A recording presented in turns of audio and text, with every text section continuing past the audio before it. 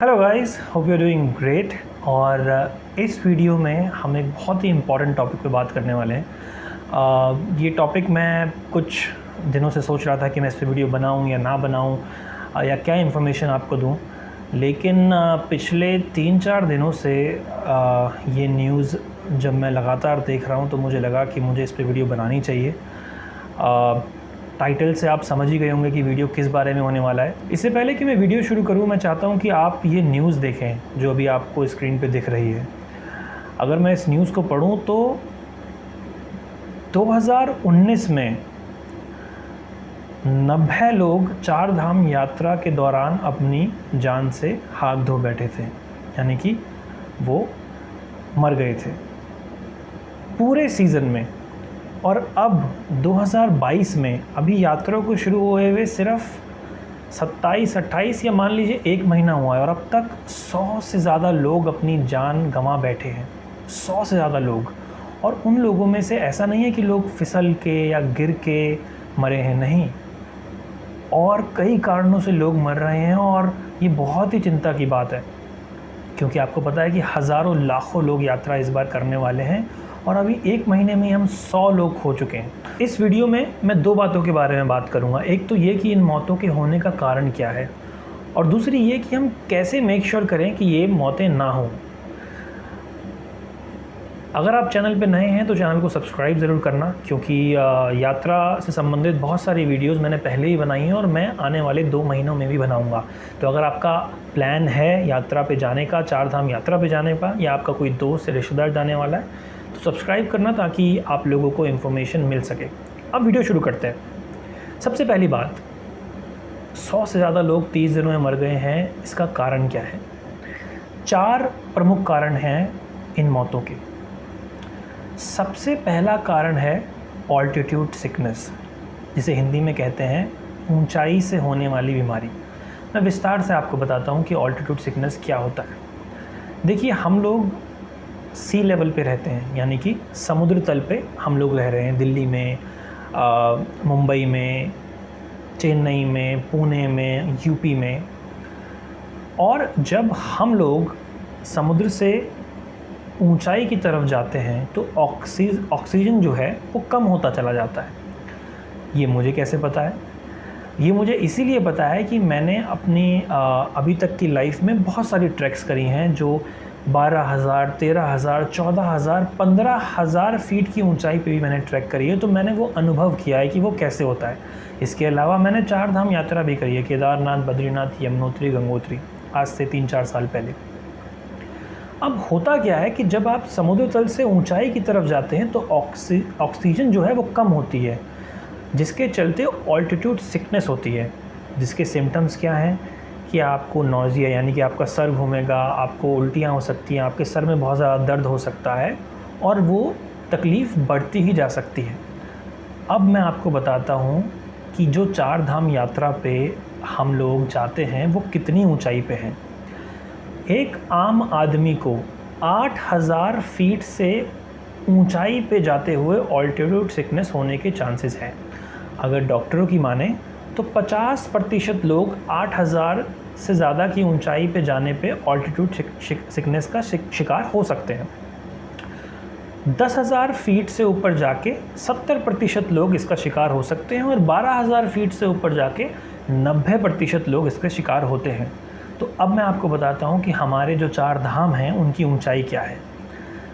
केदारनाथ का जो मंदिर है वो 11,500 फीट की ऊंचाई पे है, उससे भी ज़्यादा 11,700 कुछ की ऊंचाई पे है, जो कि एक ठीक ठाक ऊंचाई है एक ऐसे इंसान के लिए जो दिल्ली, मुंबई या लखनऊ या कानपुर जैसे शहर से जा रहा है।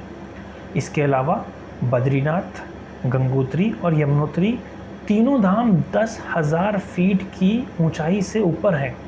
इसका मतलब ये हुआ कि आप अगर दिल्ली से बस में बैठ के रात में बस में बैठते हैं, सुबह सीधा ऋषिकेश पहुंच के डायरेक्ट बद्रीनाथ पहुंचने की कोशिश कर रहे हैं, तो इसके चांसेस बहुत ज़्यादा हैं कि आपको ऑल्टीट्यूड सिकनेस होगी ही होगी।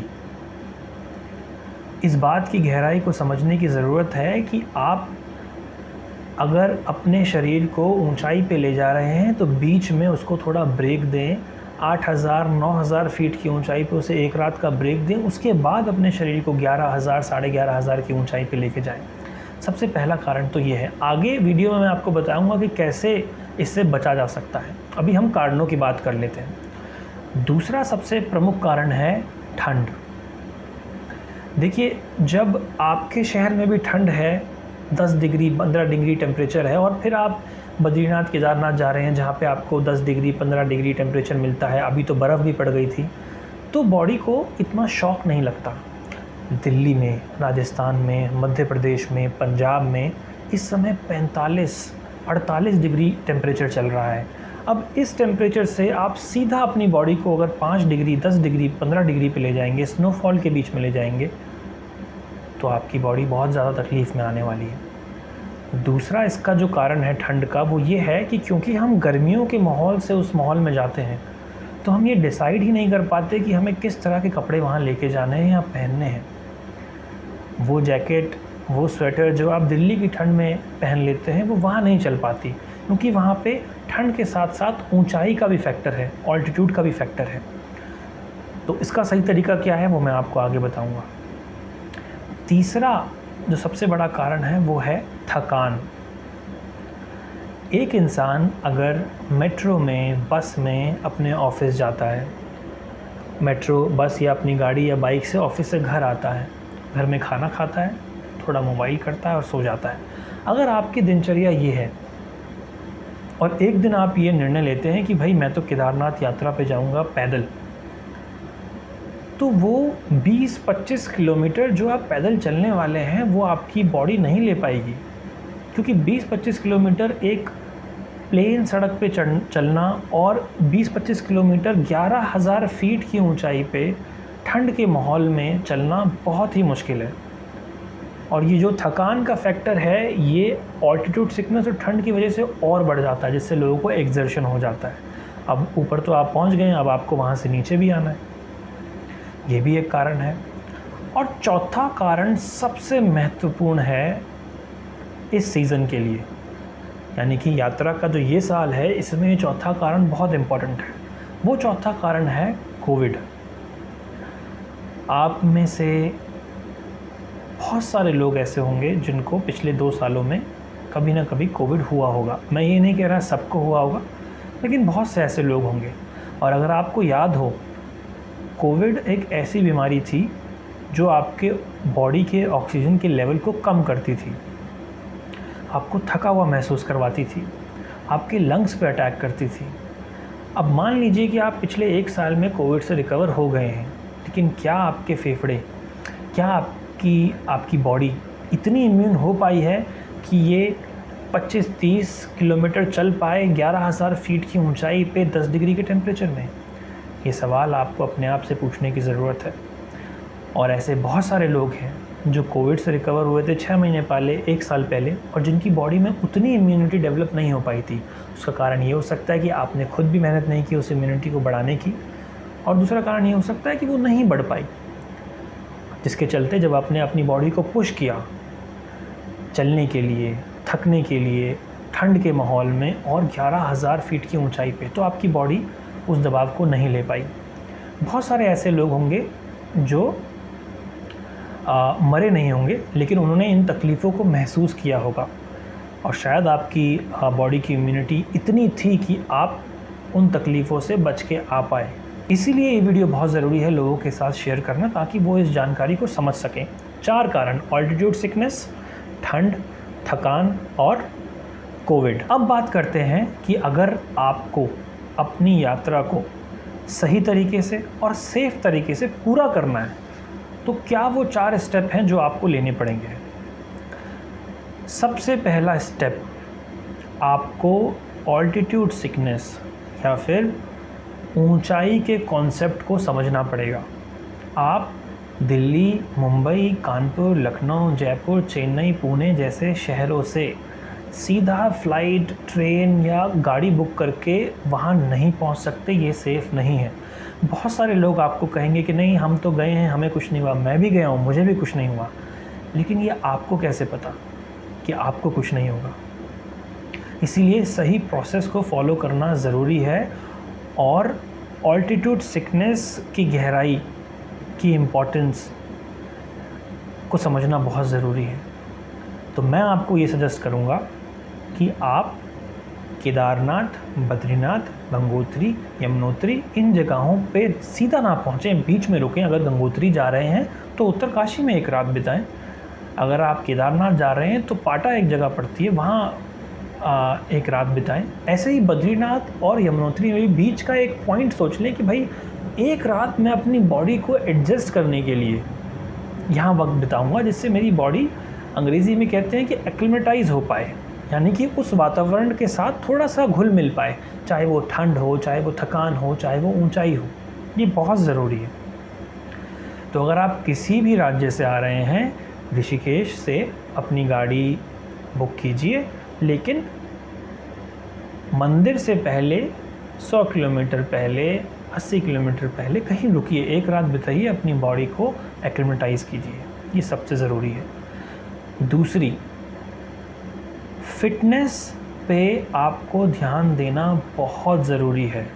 देखिए, बद्रीनाथ में जो गाड़ी है वो मंदिर के सामने उतरती है, चलिए ठीक है। गंगोत्री में गाड़ी मंदिर के सामने उतरती है, चलिए ठीक है।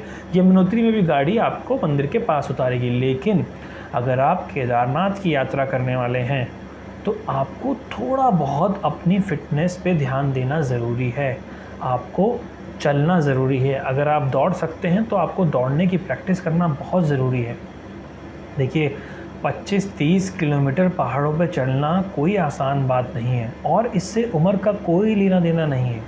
अगर आप किसी ऐसे प्रोफेशन में हैं जहाँ पे आपकी बॉडी की फ़िज़िकल मूवमेंट होती है, तब तो चलिए ठीक है कि आपकी बॉडी जानती है कि थकान क्या होती है।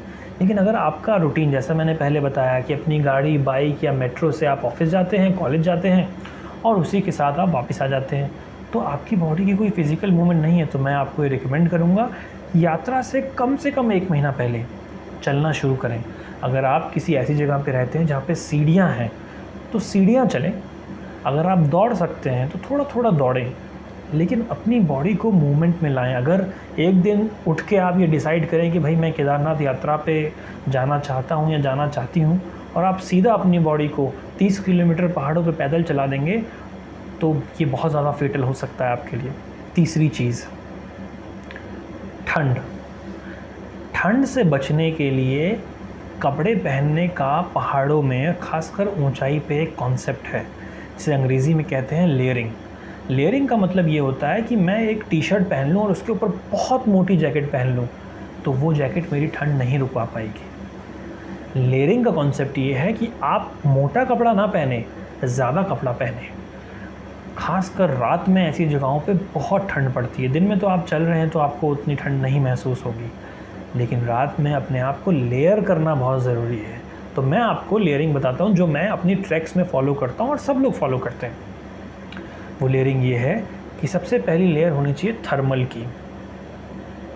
थर्मल आपको पता है कि बहुत सारी ब्रांड्स की आती हैं, जिसे इनर भी कहा जाता है।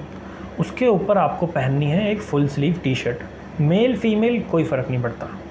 सबसे पहले पहनना है थर्मल, उसके बाद पहनना है एक फुल स्लीव टी शर्ट, उसके बाद आपको पहननी है फ्लीस जैकेट। फ्लीस जैकेट क्या होती है ये आपको स्क्रीन पे दिख रही है, और उसके ऊपर आपको पहननी है कोई और जैकेट जो आपके पास अवेलेबल होगी। वो एक पैरेट जैकेट हो सकती है, डाउन जैकेट हो सकती है। ये 4 लेयरिंग करनी आपको ज़रूरी है।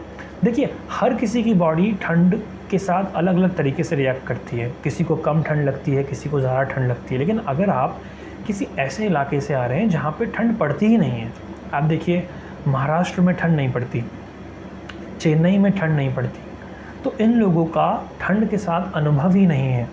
या फिर अगर आप दिल्ली में भी रहते हैं और आपको ठंड ज़्यादा लगती है, तो मैं रिकमेंड करूँगा कि ये 4 लेयर के कपड़े तो आप लेकर ही आएँ रात में वहाँ पे सोने के लिए। ये बहुत ज़रूरी है, अपने आप को तरीके से लेयर करना। सर पे आपकी टोपी होनी चाहिए रात में हाथों में आपके ग्लव्स होने चाहिए। देखिए, वहाँ उड़ने के लिए क्या मिलेगा, कितना मिलेगा, इसकी कोई गारंटी नहीं है, कितनी भीड़ वहाँ पहुँच रही है। तो अपने आप, अगर आपको कुछ ना भी मिले ओढ़ने के लिए, तो आप इतने सक्षम होने चाहिए कि आप अपने कपड़ों से अपने अपने आप को ठंड से बचा सकें। ये बहुत ज़रूरी है। मैं कुछ डॉक्टर्स के इंटरव्यूज़ देख रहा था और उनका यही कहना, जो वो डॉक्टर जो वहाँ तैनात हैं, कि हाइपोथर्मिया यानी कि ठंड से बहुत लोग शिकार हो रहे हैं वहाँ पे। चौथी सबसे इम्पॉर्टेंट चीज़, आप यात्रा पे आने से पहले अगर आप कोविड से रिकवर हुए हैं तो अपने डॉक्टर से ज़रूर कंसल्ट करें। मैं बार बार इस बात को अपने आसपास के लोगों को भी कहता आया हूँ कि देखिए, भले ही आप कोविड से 1 साल पहले रिकवर हुए हों, 6 महीने पहले रिकवर हुए हों, लेकिन वो सी लेवल पे, यानी कि दिल्ली, मुंबई, पटना, कानपुर, लखनऊ, चेन्नई में ठीक है। लेकिन जब अपनी बॉडी को ऊंचाई पे ले जा रहे हैं, उसे थका रहे हैं, उसे ठंड में ले जा रहे हैं, तो डॉक्टर से सलाह लेना बहुत ज़रूरी है कि भाई 6 महीने पहले मुझे कोविड हुआ था और मैंने 20 दिन का रेस्ट लिया था, बीच बीच में मुझे थकान भी थी, तो क्या मैं अब यात्रा पे जा सकता हूँ? मैं ये रिकमेंड करूँगा कि अगर आप पिछले 6 महीनों में कोविड से रिकवर हुए हैं तो केदारनाथ की यात्रा ना करें, खासकर पैदल ना करें। बद्रीनाथ फिर भी आप डॉक्टर से सलाह लेके जा सकते हैं, गंगोत्री, यमुनोत्री जा सकते हैं। अपनी बॉडी को 30 किलोमीटर के लिए ना थकाएं अगर आप पिछले 6 महीनों में कोविड से रिकवर हुए हों तो। क्योंकि देखिए, मैं आपको अपने पर्सनल एक्सपीरियंस से ये बता रहा हूँ कि अभी जिस माहौल में बैठ के आप ये वीडियो देख रहे होंगे ना, वो माहौल एक बहुत ही कंट्रोल माहौल है। आपके पास कूलर है, एसी है, आपके पास ऑफ कोर्स आप अपने घर में हैं, वातावरण एकदम नॉर्मल है, आप थके हुए नहीं हैं।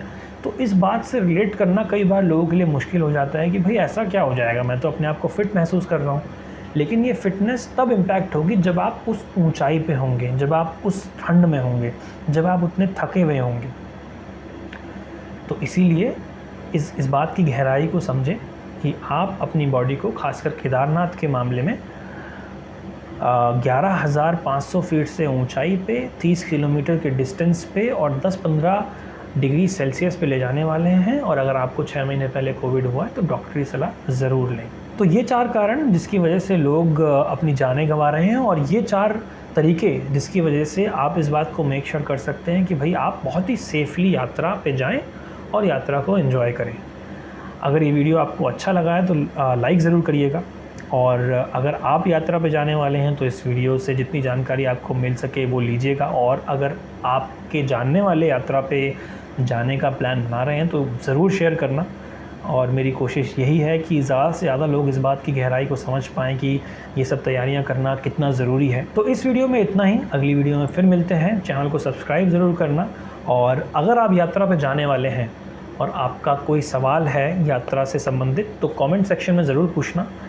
मेरी पूरी कोशिश रहेगी कि मैं सारे कमेंट्स का जल्दी से जल्दी रिप्लाई कर पाऊँ। So that's it for this video. Until next time, keep travelling and stay happy because you are awesome.